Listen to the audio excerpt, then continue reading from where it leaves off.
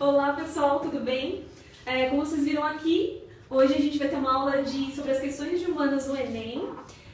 Lembrando que hoje é o último dia de inscrição, então se você não se inscreveu ainda dá tempo, corre lá depois dessa aula, claro, né? E hoje quem vai dar essa aula super especial pra gente é o professor Fábio. Pode entrar aqui. Boa tarde. Ele é do canal Vestibular em Cena. Além de falar sobre essas questões sobre sociologia, filosofia, ele também introduz e faz referências a filmes, né? Sim. A produções. E essa aula vai ser bastante legal. Pegue seus caderninhos aí, anote as perguntas. Quer dizer, coloque as perguntas nos comentários que a gente vai pegar as mais legais assim e responder depois, tá bom? Aliás, a gente vai ter aula e depois vocês podem fazer os comentários e mandar as perguntas e dúvidas pra gente. Exatamente. Depois a gente também vai colocar nos comentários o canal do professor para você entrar lá, ver as demais aulas e tudo mais, tá certo? Então, agora a palavra é com você. Valeu, tchau. Muito bem, como a Tamires falou para vocês, hoje é o último dia de inscrição do Enem e você tem até as 23 horas e 59 minutos para fazer a sua inscrição, tá certo? E uma vez que você já está inscrito ou inscrita, o que nos resta são as dicas para o Enem. O Catraca nos convidou para tratar de humanidades no Enem. Nós temos aqui 5 tópicos para trabalhar com vocês. Eu vou adiantá-los para vocês já prepararem suas anotações, deixarem as canetas a postos, tá certo?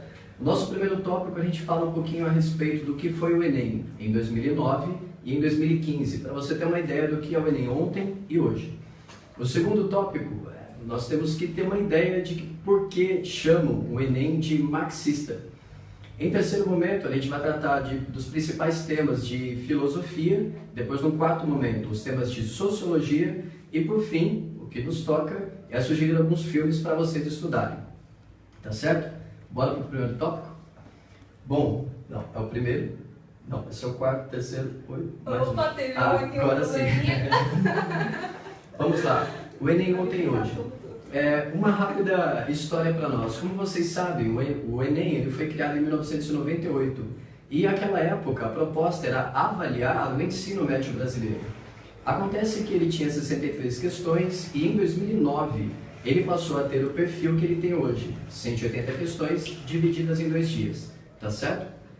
Para vocês terem uma ideia da evolução do Enem, ou seja, pensar um pouquinho como ele funciona. Veja só, a prova de humanas do Enem 2009, ela trouxe para você uma questão de medieval, uma questão de filosofia, 3 questões envolvendo diretamente sociologia, você teve 9 questões de Brasil, isto é, Brasil Colônia, Império e República, e exatamente 9 questões que trataram de imagens, gráficos e tabelas, tá certo? Guardaram os números. Agora você faz o seguinte, você sai de 2009 e vem para 2015. Ontem você tinha uma questão de medieval, hoje você tem 4 questões de medieval. Ontem você tinha uma questão de filosofia, hoje você teve 6 questões de filosofia. Eram 3 de sociologia, né? Hoje são 7. As de Brasil continuaram no número padrão, 8 a 9 questões. As que envolvem imagens, leituras de gráficos, tabelas, enfim, estatísticas, também no mesmo número, 9 questões. Tá certo? O que importa para nós esses números? Você deve ter percebido e já tirado as conclusões que o Enem, então, ele passou a abordar cada vez mais os conteúdos de filosofia e sociologia. E através dessas disciplinas, ele aborda a geografia, a geopolítica e a história, tá certo? Um detalhe bastante importante para você entender como o Enem, ele reflete as transformações da sociedade. Lembre-se, ontem havia uma questão de medieval, hoje são 4. Percebe como ele reflete a nossa sociedade?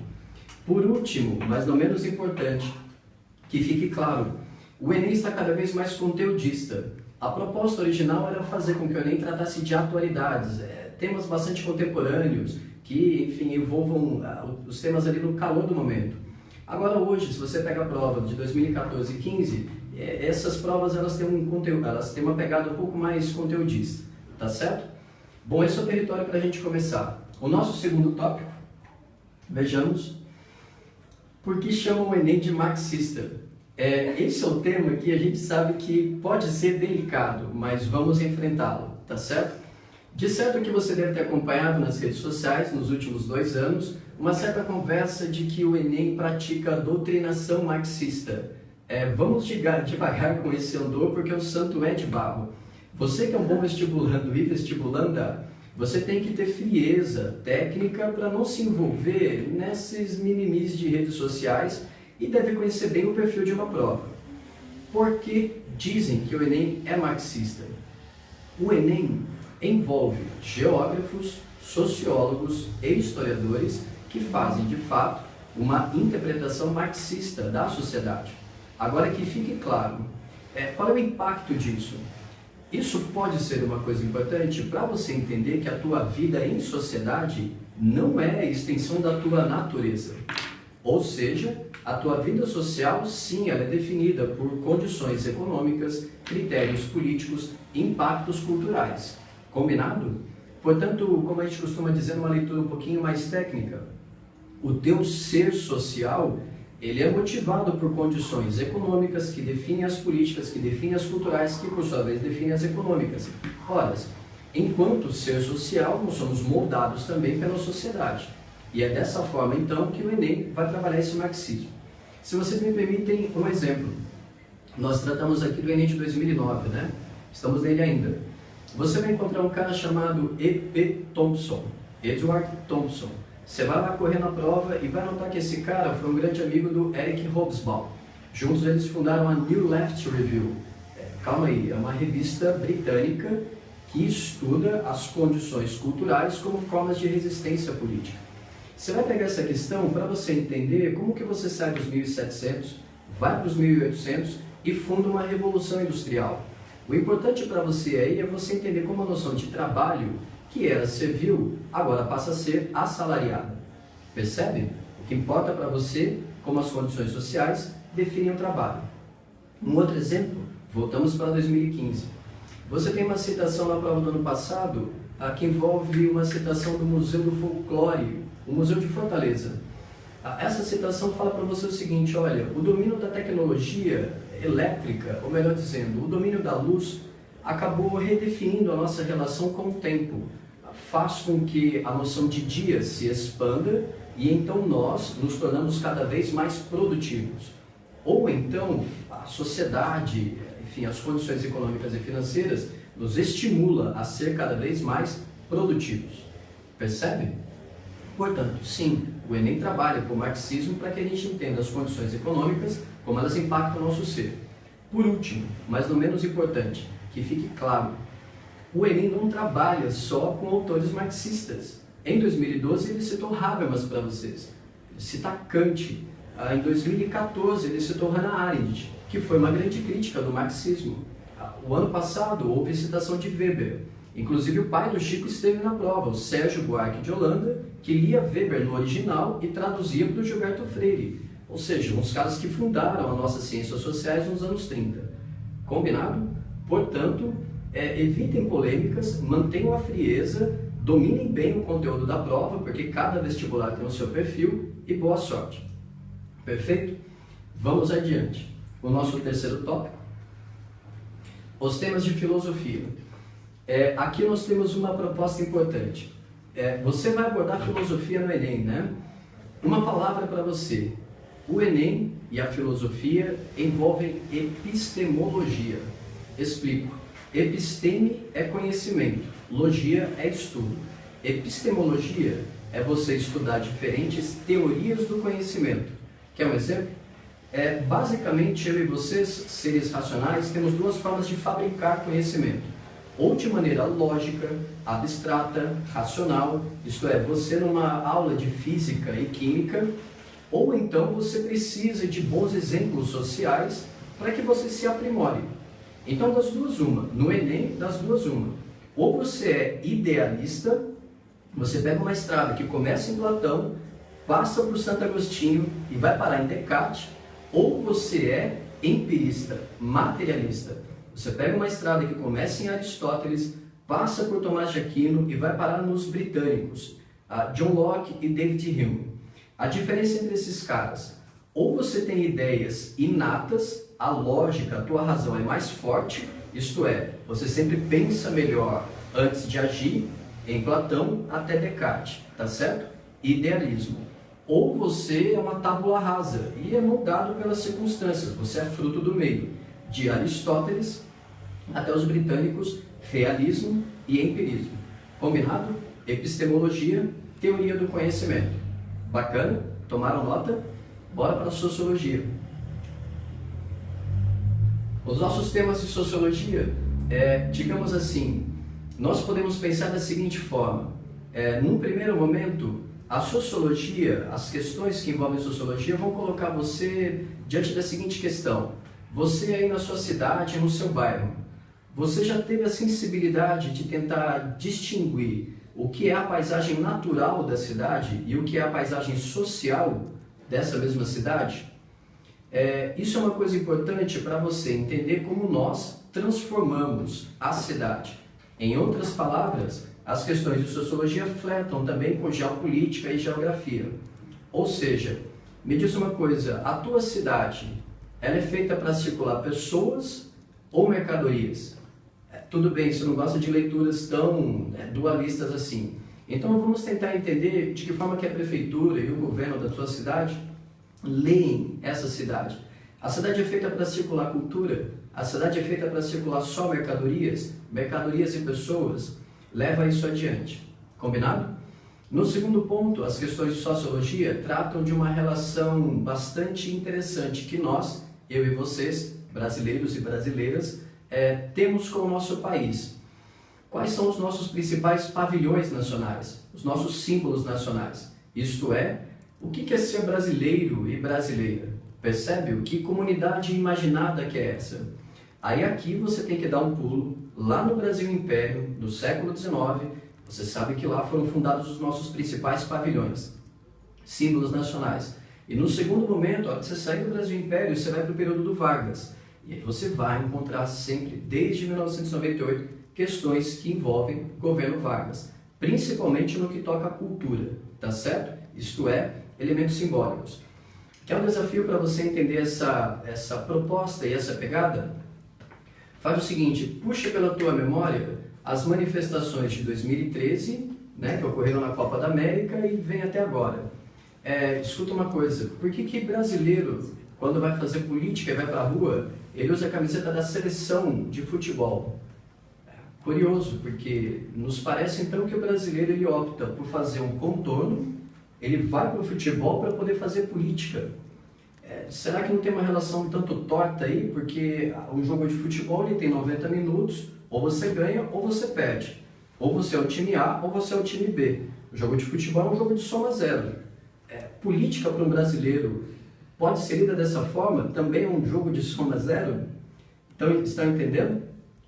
Por último, mais ou menos importante, as questões de sociologia também vão abordar os impactos da chamada globalização. Aí aqui é um tema que nós não teremos muito tempo e vocês vão se dedicar a eles durante uma aula de geografia ou de geopolítica. Fluxos migratórios, de que forma que o capital material, crise de 2008 nos Estados Unidos, foi uma crise hipotecária. De que forma que esse capital impacta o capital financeiro, não somente em escala nacional, mas também internacional. Combinado? Tá certo? Vocês têm esses 3 níveis na sociologia. Por último, vamos ao quinto tópico. Aí. Vamos tratar de filmes, músicas e cultura pop. Aqui, meus velhos, você não vai ter muita saída. O que está em jogo? Você não vai ter muita saída. O que está em jogo? Por mais que você não goste de determinados filmes, por mais que Glauber Rocha seja chato, por mais que seja difícil e Caetano Veloso exija paciência, você vai ter que conhecer esses caras porque eles são clássicos. E clássicos, como nós já dissemos em nosso canal, você vai ter que se lembrar de uma definição do italiano, Ítalo Calvino, que são clássicos.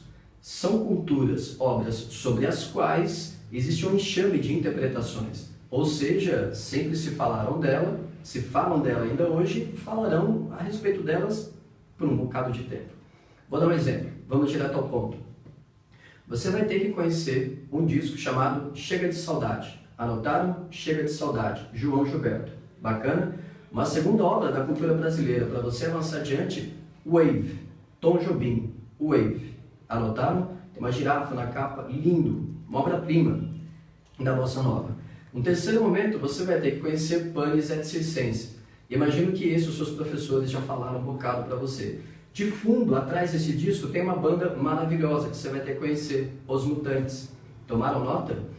No que toca aos filmes, e aqui é o nosso território onde nós estamos mais familiar, anota uma coisa, você vai ter que conhecer a América Latina bem, ainda mais por uma questão política contemporânea, né? Você vai a um filme chamado Terra em Transe, Glauber Rocha. Ele vai te exigir paciência, ele vai te exigir reflexão. E é por esse motivo que ele é um filmaço, um clássico. Vai nesse filme, faz as suas anotações, estuda um pouco de populismo e corre atrás do seu professor ou professora para debater a respeito. No que toca à sociedade brasileira contemporânea, e aí aqui você começa a se recordar um pouco lá do início da nossa conversa, as modificações do Enem de 2009 para 2015. Olha, nós temos aqui que bater palmas para alguns filmes que tocaram em pontos bastante delicados. O primeiro filme, Que Horas Ela Volta? Imagino que vocês já ouviram falar. Se não assistiram, dever de casa para vocês. Um segundo filme, como que compõe, dialoga com Que Horas Ela Volta, é um filme chamado Casa Grande. Anotaram? Casa Grande, do ano de 2014. Num terceiro momento, um outro filmaço, O Som ao Redor. São 3 filmes para você entender Brasil contemporâneo. Combinado? Por último, mais uma vez, mas não menos importante, se esses filmes tratam de sociedade brasileira, digamos assim, eu não posso deixar aqui de citar um sujeito que mora em nossos corações, nós que somos cinéfilos. O nome dele é Eduardo Coutinho. Pois é, ele pode ajudar você a entender um pouco, não somente a sua prova de filosofia. Lembre-se, teoria do conhecimento, ou seja, de forma que eu e vocês fabricamos conhecimento. Eduardo Coutinho vai ser um cara que vai te ajudar e muito a entender a vida, velho, histórias de vida. Você vai assistir basicamente 2 filmes, Jogo de Cena, tá certo? Histórias de vida, Jogo de Cena. Aliás, é um filme que vai te surpreender porque você vai borrar as fronteiras entre o que é ficção e documentário. E depois, você vai assistir a um filme chamado As Canções. Pois é. De certo que você também tem uma música que tocou e marcou a sua vida. E junto com ela, de certo que existe uma história. Portanto, as músicas trazem uma certa biografia. É por isso que você vai assistir o filme, para poder entender como a MPB, a música popular brasileira, entra em nossas mentes, em nossos corações e acaba fazendo com que nós nos sintamos parte de algo maior, tá certo? Isso que você vai chamar, eu e vocês vamos chamar de humanidade. Ou seja, esperamos que vocês tenham conhecido um pouco mais desses 5 temas e também conhecido um pouco do Enem. E eu imagino que agora nós podemos ir para as perguntas, tá certo? O que vocês acham?